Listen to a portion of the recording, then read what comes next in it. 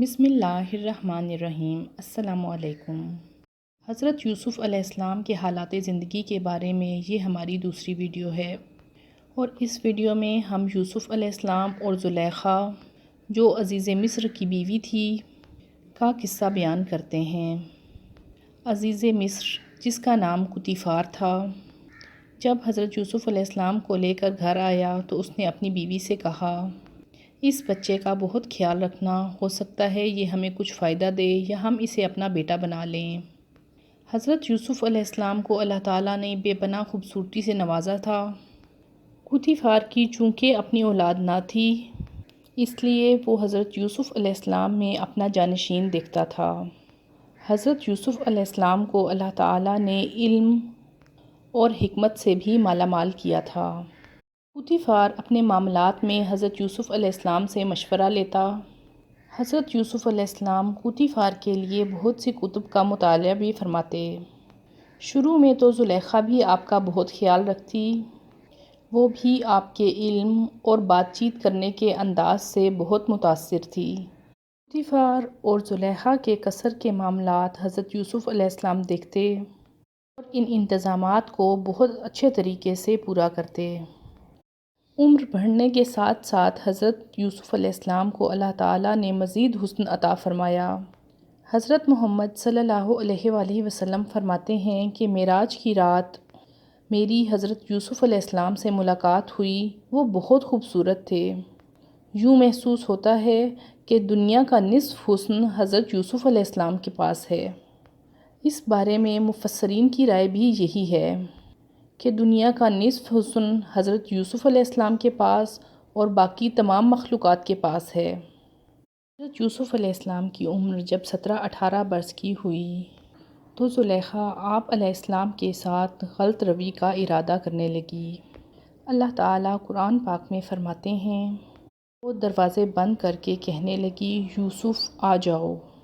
حضرت یوسف علیہ السلام نے اس کے جواب میں فرمایا، اللہ کی پناہ، وہ تمہارا شوہر میرا مالک ہے اور اس نے مجھے بہت اچھی طرح رکھا ہے، اور بے انصافی کرنے والوں کا بھلا نہیں ہوتا۔ حضرت یوسف علیہ السلام نے انکار کر دیا کیونکہ آپ علیہ السلام صاحب علم تھے۔ قرآن پاک میں سورہ یوسف آیت 24 میں اللہ تعالیٰ فرماتے ہیں، اور ہم نے اسے برائی اور بے حیائی سے بچا لیا۔ چنانچہ حضرت یوسف علیہ السلام زلیخا کے ارادے دیکھ چکے تھے تو وہ جلدی سے دروازے کی طرف بھاگے کہ وہاں سے باہر نکل جائیں۔ زلیخا بھی آپ علیہ السلام کے پیچھے بھاگی اور آپ کو پکڑنے کے لیے آپ کا کرتا تھام لیا اور اتنے زور سے کھینچا کہ کرتا پھاڑ دیا۔ جب حضرت یوسف علیہ السلام نے دروازہ کھولا تو دروازے پر زلیخا کے شوہر قطیفار کو پایا۔ قرآن پاک میں اللہ تعالیٰ سورہ یوسف میں اس واقعے کو یوں فرماتے ہیں، اور وہ دونوں دروازے کی طرف بھاگے اور اس عورت نے یوسف کا کرتا پیچھے کی طرف سے کھینچ کر پھاڑ ڈالا، اور دروازے کے پاس ہی عورت کا شوہر دونوں کو مل گیا۔ تو وہ کہنے لگی، جو شخص تیری بیوی کے ساتھ برا ارادہ کرے کی کیا ہی سزا ہے کہ اسے قید کر دیا جائے یا کوئی دردناک عذاب دیا جائے۔ حضرت یوسف علیہ السلام نے زلیخا کے الزامات کو غلط کہا، چنانچہ عورت کے خاندان میں سے ایک فیصلہ کرنے والے انسان نے یہ فیصلہ کیا کہ اگر کرتا آگے سے پھٹا ہے تو عورت سچی ہے اور یوسف غلط کہہ رہا ہے، اور اگر کرتا پیچھے سے پھٹا ہے تو یوسف سچا ہے اور زلیخا جھوٹ بول رہی ہے۔ پھر جب کرتے کو دیکھا گیا تو کرتا پیچھے سے پھٹا تھا۔ فیصلہ کرنے والا انسان کون تھا، اس بارے میں مفسرین میں اختلاف ہے۔ ایک جماعت کا کہنا ہے کہ وہ ایک دودھ پیتا بچہ تھا، تاہم وہ زلیخا کے خاندان میں سے تھا، اور اس کا کم عمری میں بولنا اللہ تعالیٰ کا معجزہ تھا۔ دوسری روایات میں آتا ہے کہ قطیفار کے ساتھ زلیخا کا چچا زاد تھا، جس نے یہ فیصلہ کیا تھا کہ کرتے کو دیکھو کہ وہ آیا آگے سے پھٹا ہے یا پیچھے سے۔ پھر جب کرتے کو دیکھا گیا تو وہ بولا، بے شک یہ عورتوں کی چال بازی ہے، اور عورتوں کے مکر بہت بڑے ہوا کرتے ہیں۔ قطیفار یہ سمجھ گیا کہ غلطی اس کی اپنی بیوی کی ہے، قرآن پاک میں اس کے الفاظ یوں بیان کیے ہیں کہ وہ حضرت یوسف علیہ السلام سے کہنے لگا، یوسف اب اس بات کو جانے دے، اور اپنی بیوی سے کہنے لگا، اے عورت تو اپنے گناہ سے توبہ کر، بے شک تو ہی خطا کار ہے۔ یہ خبر شہر میں جنگل کی آگ کی طرح پھیل گئی، اور شہر کی عورتیں زلیخا کو طعنے دینے لگیں کہ تیری اپنے غلام پر نظر ہے، اور کہنے لگیں کہ زلیخا کی اپنے غلام پر نظر ہے، اس کے دل میں یوسف کی محبت بیٹھ گئی ہے، ہمارے خیال میں تو وہ صریح گمراہی میں ہے۔ یہ چرچا ہونے لگا کہ عزیز مصر کی بیوی اپنے غلام کے ساتھ برائی کے لیے تل گئی ہے۔ زلیخا تک جب ان عورتوں کی باتوں کی خبر پہنچی تو اس نے ایک محفل کا اہتمام کیا۔ اس محفل میں ان سب عورتوں کو مدعو کیا، اور دوران محفل ان سب کے سامنے پھل اور چھریاں رکھ دیں، اور کہنے لگی، یوسف ان کے سامنے چلے آؤ۔ ان عورتوں نے جب اسے دیکھا تو بہت بڑا جانا، اور اپنے ہاتھ بے خبری میں کاٹ لیے، اور بول اٹھیں، یہ انسان تو ہرگز نہیں، یہ تو کوئی فرشتہ ہے۔ اب زلیخا بولی، یہ ہے وہ جس کے بارے میں تم مجھے طعنے دیا کرتی تھیں۔ میں نے اس سے اپنا مقصد حاصل کرنا چاہا، لیکن اس نے پاک روی اختیار کی۔ اب بھی اگر یہ میری بات نہ مانے گا تو قید کر دیا جائے گا۔